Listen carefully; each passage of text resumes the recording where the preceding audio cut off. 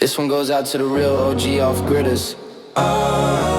The people that live off the land and are truly one with Mother Nature. But sometimes we all could use a little spark. Hello and welcome to Sean White's Solar and Energy Storage Podcast. All right, we got Solar Steve here on the podcast, and we are spinning his tracks, or do you call it spinning, Solar Steve Sherman, when you're making these computer tunes? What's up with all that? It's not really spinning, but I see something spinning on my computer when I'm looking at your tracks. Yeah, you know what? The world's changing, new tools and the are world's out there. Spinning too, that's spinning. So maybe if your record is spinning at the right rate, then it's not spinning at all because it's just keeping up with the world. Whoa. Yeah, you got it. No, the songs come from the heart and my deep passion for all things solar and storage and energy. And I think it's just a fun, creative way to tell that story.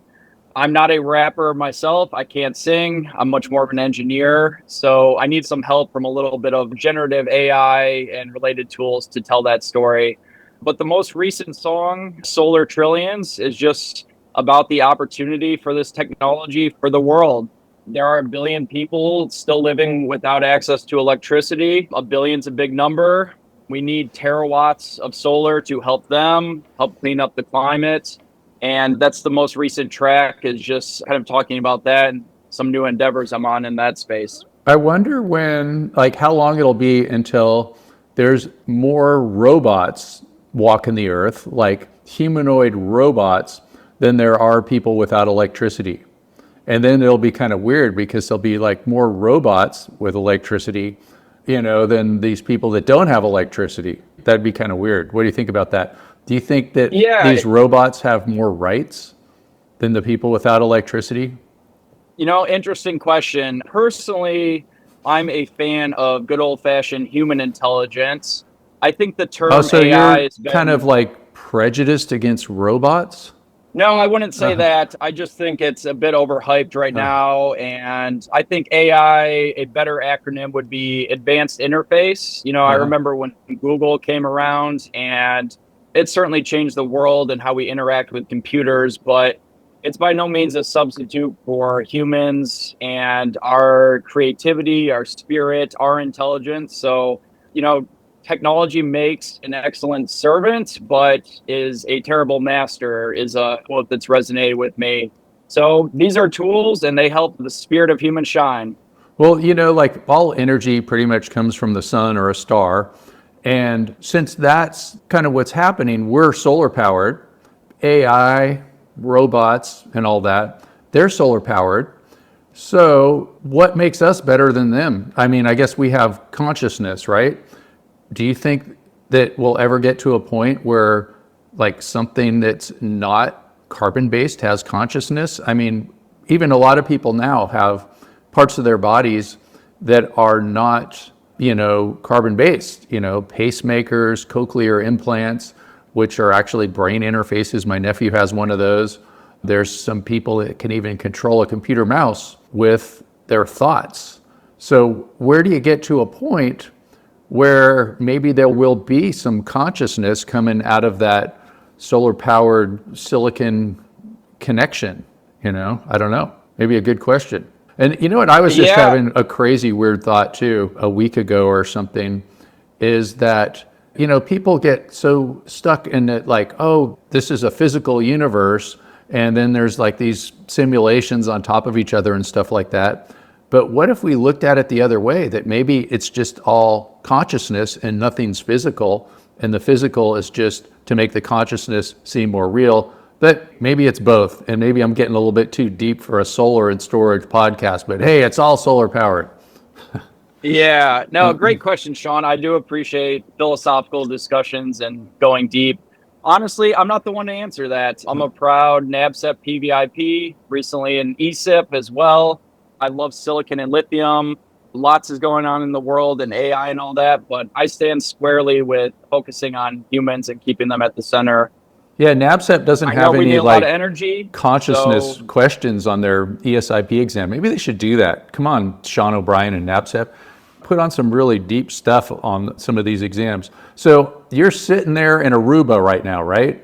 So you're studying the sun at different latitudes, I guess? That's what you're Yes, doing there? exactly. Solar Steve came down, a little bit of a recharge, work on some off-grid projects. Aruba is 12 degrees north. The sun shines very bright every single day.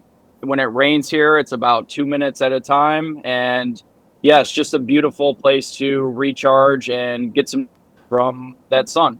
And then where you're from is Michigan, just like Brian Hayden from Heat Spring. And have you been looking at the weather there? What are you missing? Yeah, it's extra cold, below freezing, about 1.5 feet of snow on the ground when I left, and I don't miss it too much, but I am a Michigander. That's what my company's named after, as we've discussed before. But yeah, it's nice and cold in Michigan and lots of solar down here. So what kind of solar are you seeing down there in Aruba? So it's a little island. Is it its own country? Technically, I believe it's a autonomous region within the Netherlands. Dates back to a lot of history. However, it's quite far away from the Netherlands. You see their connections here. So a little bit of both is what I would say. Oh, that's weird. So it's like the Netherlands, which is Amsterdam, are they smoking a lot of hash there? What's happening? I haven't seen that. Just lots of sunshine and beautiful water. As far as solar goes, you do see a lot of it. It's very sunny here. I think people make that connection. They have a 3.5 megawatt ground mounted utility scale solar array. I got to check that out earlier this week. Nice little energy tour. You see a lot of homes with it as well. And their utility here actually still has 1-to-1 net metering. So you get to use the grid as your battery, which a little bit of a cheat code if you ask me. But I think the potential down here is tremendous. They had a goal of 100% renewable energy by 2020. They got to about 15%, and they import a lot of heavy fuel oil, which is very expensive and very dirty. So let's harness that sun, Aruba. So 1-to-1 net metering, that's pretty cool. Are there any thoughts from the government about changing that or requiring storage or anything like that? As far as I know, I guess I don't know. As you know, 1-to-1 net metering can't last forever. It's not exactly scalable given the power profile of photovoltaics. But right now, any residents can connect up to 10 kilowatts. They don't require batteries. I did visit a few installers down here, and they certainly do sell batteries and energy storage. But I think it's just like other markets, it will grow with time. And, similar to Hawaii, I could see a day where they say, sorry, no export, we're kind of full. Yeah, well, hopefully when they change that policy, they do it gradually in steps instead of stupidly like California where they just cut it off all at once. That's what I recommend for all these people that do policy, is to not make these huge sharp changes that affects people's lives in a bad way. And it's just good to smooth things out instead of getting rid of a tax credit overnight on New Year's Eve. What a New Year's Eve present. Happy holidays, Scrooge. When the people cut that stuff out suddenly. And then when they got rid of net metering in California, all of a sudden, one day, overnight on the calendar, and boom, people get laid off. It hurts people. And it's just kind of stupid, I think, to do things suddenly instead of gradually. Yeah, I agree. I've got some stories about that tax credit ending and having to get up on some snowy roofs in Michigan to get things done. Energy is infrastructure. It's very important for economies and well-being, and it takes a long time to change, as we know. So I'm totally with you. Gradual things are good. That's interesting about getting on the snow. So were you up on a roof in the snow on New Year's Eve, right before they got rid of the residential non-corporate tax credit? So tell us about how that went and what happened. Yeah, so my November, December was absolutely a crunch time. Good opportunity, but also had its challenges, particularly with the weather. As we said, I'm in Michigan, 4 seasons of fun, lots of snow. It's cold during the winter. But we had a number of residential customers that wanted to get projects done before the tax credit expired. The month of December, I was on a roof every single day other than Christmas Day and just got a lot done, solar and storage for all those projects. So did you get them all in? It just sounds like you're getting really close. What if you got a cold? What would happen? A customer would be in a lot of trouble, I guess, huh? Yeah, I guess so. I made it pretty clear to people that I can only control what I can control. And we made a promise to get it done before the tax credit ended. And we finished 5 projects, solar and storage. Very happy about it. Inspections passed before the year was over. So coming out the other side, it did work out. So was the way that you got it done so fast is instead of using fall protection, you use skis or snowshoes, or how does that work? Great question. We do follow OSHA standards, of course. Personal fall arrest system required above 6 feet. Follow all of our ladder safety rules. Probably especially when it's slippery in the snow, huh? Yeah, we were careful and we coordinated with the weather. One of the roofs was a 712 pitch, and that was the one I was on New Year's Eve. The last 11 420 watt PV You're pretty much modules climbing. Like you might as well be climbing the side of a mountain, I guess, rappelling. Yeah, a little bit. And other installers probably know that rails are your friend. Once you get those attachments in and your rails up, you're not jumping on them and putting all your weight, but being able to use those rails make it much easier. I have an amazing helper I want to give a shout out to, Xavier Holstein.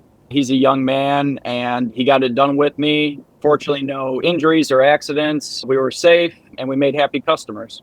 Huh. I bet there's a lot of interesting stories of New Year's Eve people up there. Were you up there like twisting the last bolt while the countdown to New Year's Eve was happening? Fortunately, it wasn't that close. We finished by about 2:30 p.m. on New Year's Eve. We had 11 modules to complete, but it was very satisfying and fulfilling to plug in that last MC4 connector, close the DC disconnect, and see that all of those PV source circuits were shining bright even on New Year's Eve. So close, but not that close. And is there any way to document it? And, you could have them say like, oh, it wasn't installed. Or, I mean, you take a picture with your phone. I think that you could probably falsify the clock on your phone or something like that. How do you do it? Do you like take a picture of the sun in the sky and go like, here it is, with the azimuth and all that? Or I don't know, like what's the secret to doing that? How do we know you're not lying for a tax credit?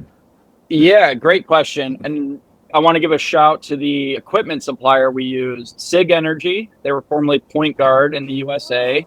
That is my new bread and butter go-to solar battery system. Happy to speak about why. But to answer your question, they have an awesome app and interface that has all kinds of data collection, and it actually has a grid connection timestamp right in it. I kind of have a feeling someone got the idea that might be useful for commissioning and tax credits and exactly what you're talking about. So nice and clear if you ask me, and just a shout to SIG Energy for making an excellent product for installers and homeowners alike. So that's cool. So it's sort of like you can live stream it to get your credit there. So the name of the company is SIG Energy. Do they give you like a pack of Marlboros with each solar module, or? As I mentioned, they were Point Guard in the USA. I was a big fan of that brand for a couple of reasons. But they are a global company, and I don't work there. I'm not in charge of marketing and branding. I'm just kind of kidding. That's what SIG, they got. You got a SIG. How do they spell SIG? It's probably not like CIG, is it? SIG. SIG. Does that stand for something? I haven't seen that, so I'm not sure where it came from. They probably have some great product and marketing people that would love a chance to be on your podcast and talk about that story. Oh, I just figured out what it probably stands for. Sun is groovy. Does that sound good? That could be it. Yeah. Sun is good. The sun is pretty groovy. Sun is great. Yeah, that's my religion, Me too. Yeah. So that's pretty cool. I remember I was driving past somebody's house, and it was a neighbor, and it was on New Year's Eve, and in California, it's nothing like snow, but they were up there with their yellow raincoats, and I was like, look at those guys, suckers. But it's all about just getting rid of a tax credit overnight. And if you don't get it in by that time, you're in big trouble.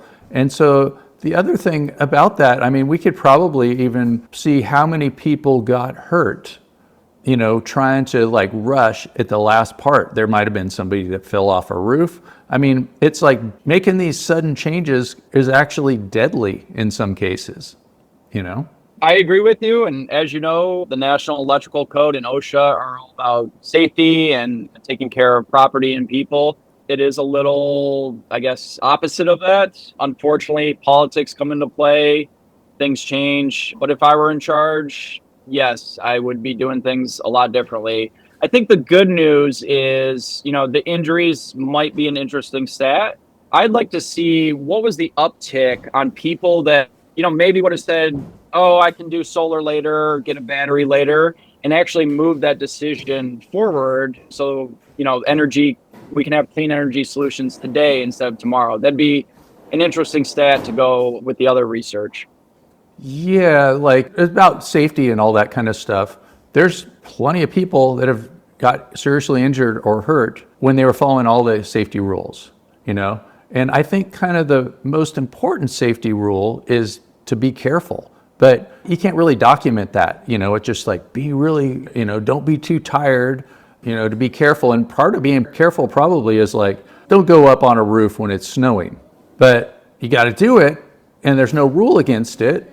And it could be snowing, and you're trying to get that tax credit. And so it's, lives are at risk. And there's people that have children they need to support, and they can get hurt doing stuff like that. And they're on a roof on New Year's Eve instead of where you are right now in Aruba, installing solar there. Yeah. And, back to your robots and artificial intelligence and everything, that seems like a great application for that tool and that technology. I know a lot of folks have looked into it. I believe Amazon has a patent around drones installing solar. I remember that. Yeah. But, yeah, I think that's a great application for robots and related tech when it's ready. But in the meantime, we need clean energy and got to get it done. I know. I wonder how it's going to work with the robots and the unions, because they could be taking union jobs or something like that. Maybe a good idea for a robot is we can work with OSHA, and then you don't have to wear fall protection because the robots will catch you. Could be a creative opportunity. I'll believe it when I see it. In the meantime, I'll be wearing my personal fall arrest and having a mindset and culture of safety, as you alluded to.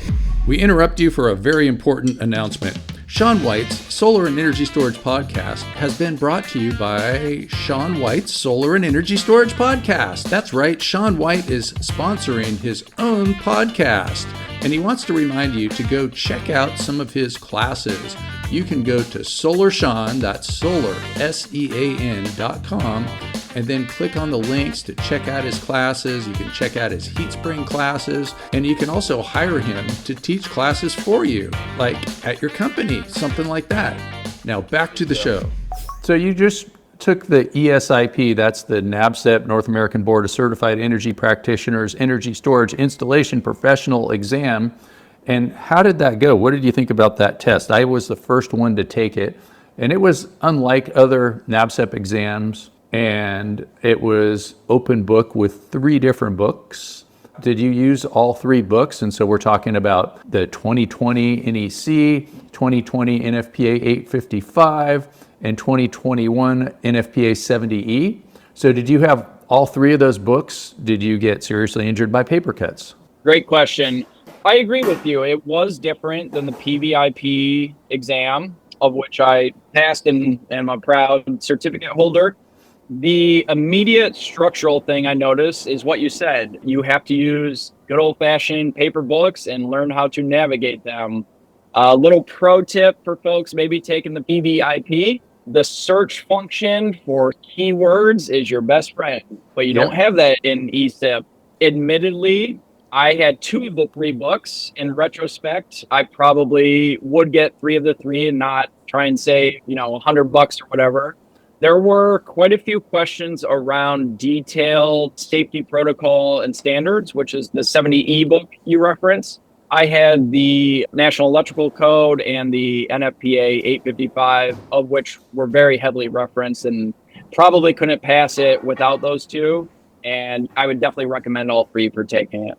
Yeah, and I remember in my ESIP class, I went through and looked things up in those books, to help people figure out like where do you go? Because NFPA 855 is not something that people are very used to. It's not something that's really enforced by AHJs, except for large scale energy storage in Indiana, as far as the state goes, because we're usually using the building codes and fire codes. And so we've got the International Residential Code and the International Fire Code. And a lot of that stuff is almost the same as NFPA 855. It's kind of weird to me that for energy storage, we have this other document that's not adopted. It's NFPA 855. But then for PV, we don't. We don't have like some kind of special thing for PV, but we do for energy storage. So anyway, that's kind of weird. One thing that was kind of interesting too is I was just talking to Bill Brooks, we were sailing, and talking about the code changes. And they're kind of minimal as far as the NEC goes. And he's like, with energy storage, a lot of it is just like you get something that's UL 9540 and UL 9540A, and then you follow instructions.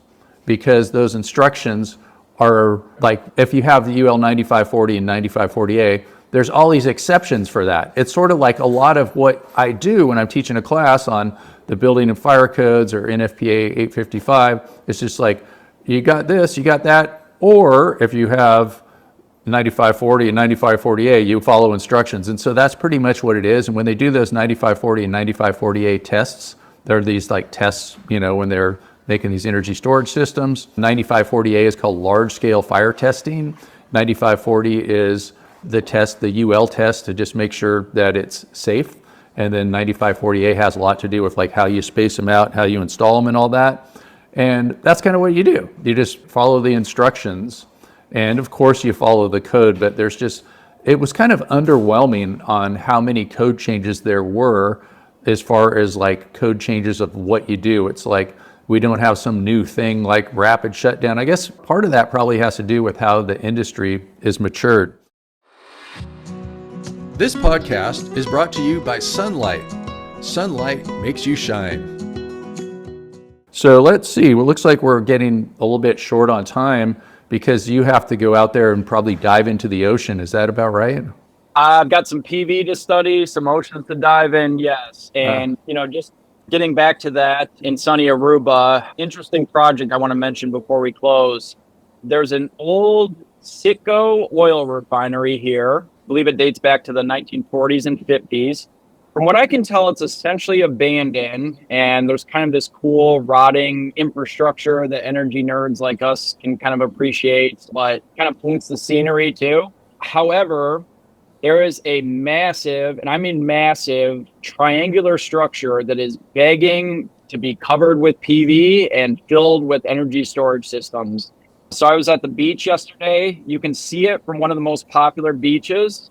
And my inspiration from this trip is to put together a proposal for that. My napkin math says about 4 megawatts can cover that. So it's pretty significant. And I think it also make a statement given the aesthetics and the fact you can view it from a beach that's popular and developing. So more to come on that, but just a little preview exclusively for SolarSEAN White. And yeah, I think there's a story to tell there. So with that, Sean, thanks so much for having me, and until next time. Yeah, let's make sure we take all that old style, archaic caveman burning stuff type of energy and convert it over to our magic crystals that will someday give us consciousness. Maybe. So great. Well, it's been great talking to you, Solar Steve Sherman, and here's some more tracks. We're going to leave you off with some of Solar Steve's tracks because he's got the cool tunes and he's in tune and he's sort of DJing this in a way with artificial intelligence. So it's kind of cool to take that AI and turn it into positive solar energy promoting things, So AI is not all bad. Some people think it's all bad, but we could do good things with it. So, all right, man, everybody else get their ESIP, the Energy Storage Installation Professional. You can check it out at SolarSEAN.com and go there, click on some links, figure out how to get in the same class that Solar Steve took and that I made after I was taking that exam. Actually, I made it before the exam and after the exam, but it's all part of the process, and I'm still working on it. We're updating it. We got a team trying to make those classes as fun as possible, because there's nothing worse than a class that makes you fall asleep, except sleep is the best thing for anybody. But it won't help you pass the exam as far as studying while you're asleep, but sleeping and being rested when you study and take an exam is good for not just passing the exam, but for longevity, you know? So keep on sleeping, keep on having fun while you're studying, check it out, have a great one. All right, thanks a lot, Solar Steve, and here's the track.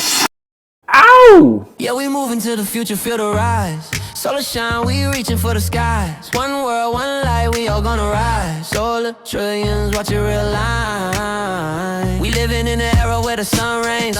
No more dark days, we breaking chains. Tech in my pocket, I'm switching lanes. From the rooftop to the ground, it's all energy gains. Global shift, the power in our hands. Solar cells spread like grains in the sand. From the deserts to the cities where we stand. Distributed power, watch it all expand. One being strong, no light, no chance. But we're here to flip the script, time for a dance. No more blackout, no more glance. Every home a powerhouse, feel the event. Solar trillions, that's the call. Power in the sun, we'll give it to them all. Terawatt stacking, now we stand tall. Change the world, watch the barriers fall. Solar trillions, it's the game. Energy for all, not just the fame. Tech and hustle, fuel the flame. Get your piece of the sun, it's more than a name.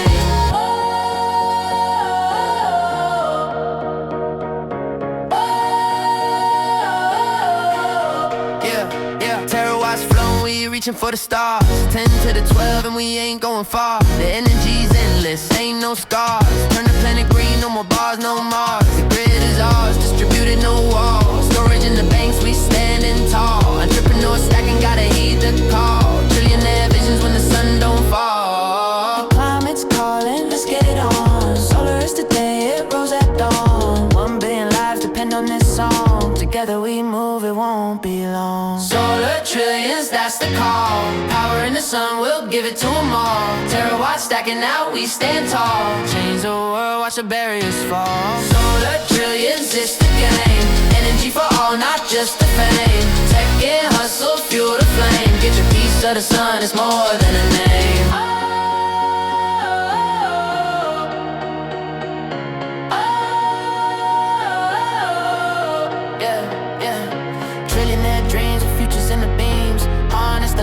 Breaking all the seams, distribute, store it, no more extremes. The world's a canvas, we paint new dreams. A revolution powered by the rays. Empower the masses, we ain't playing single phase. Energy freedom, let's light the maze. Solar trillions, we set the blazes. Solar trillions, we in the game. Energy for all, we shift the frame. Global hustle, they all know the name. When the sun shines, we break the chain.